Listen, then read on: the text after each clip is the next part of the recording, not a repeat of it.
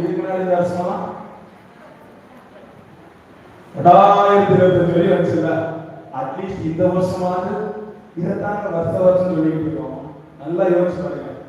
அப்பா இந்த வருஷமாவது நல்லா அமைக்கணும்பா, இந்த வருஷமாவது தொழில் நல்லா இருக்கும். அப்ப இதுக்கு முன்னாடி இந்த வருஷம் அப்ப கடவுளை மறந்து நம்ம கேட்டு சில விஷயம் மறந்து போயிட்டோம். கடவுள் விரும்புவது ஒண்ணுதான். நான் சொன்ன மாதிரி ஆழமான நம்பிக்கையில அவரோடு இணைந்து இருந்தீங்கன்னா எல்லாத்தையும் அவர் பார்த்துக்கிறார். ஆனா அந்த நம்பிக்கையில ஆழப்படுறதுதான் ரொம்ப ரொம்ப முக்கியமா இருக்குது.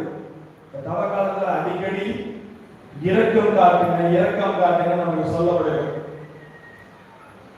முதல்ல உங்களுக்கு நீங்க இரக்கம் காட்டுங்க.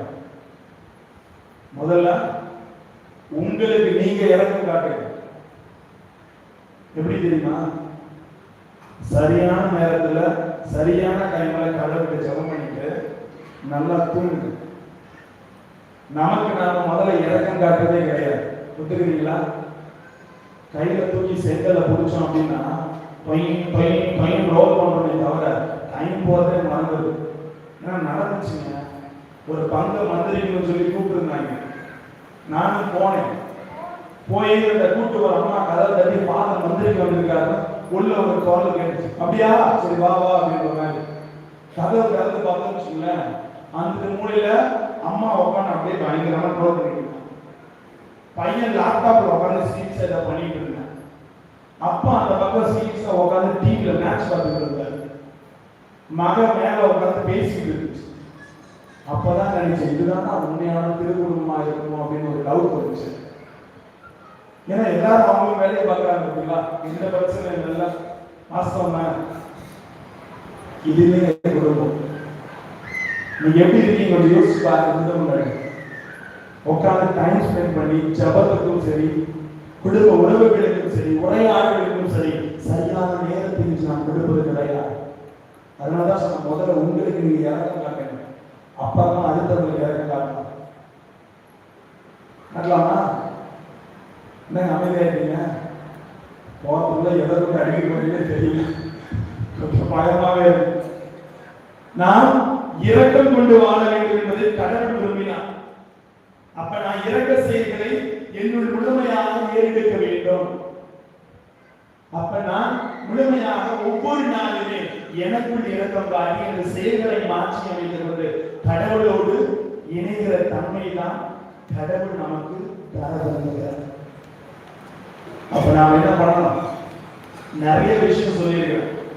ஷார்ட்டா சொல்லணும் அப்படின்னா முதல் விஷயம் என்ன பண்ணணும்? மன்னிக்கணும். என்ன பண்ணணும்? வெள்ளிக்கிழமை வருவோம், மன்னிக்கணும். மன்னிச்சா என்ன கிடைக்கும்? மகிழ்ச்சி கிடைக்கும். மகிழ்ச்சிக்காக என்ன பண்ண முடியும்? ஜெபம் பண்ண முடியும். ஜெபத்துல மல்லிகை சாமி இல்லாம சந்தோஷமா ஆண்டவருடைய கேட்கறத தருவான்னு மன்னிப்பு.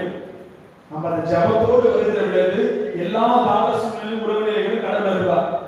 அப்ப நமக்குள்ள என்னென்ன குணங்களை தூக்கி போடணும்?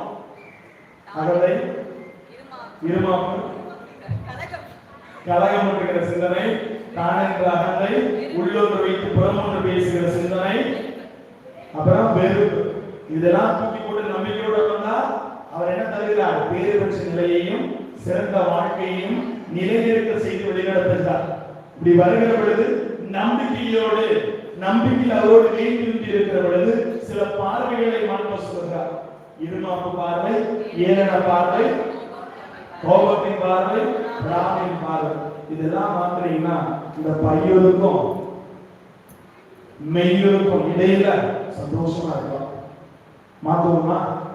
இப்ப சந்தோஷமா போய் நிறைவா சாப்பிட்டு தெம்பா திரும்பி வாங்க. அந்த திரும்பி போகும். சரியா?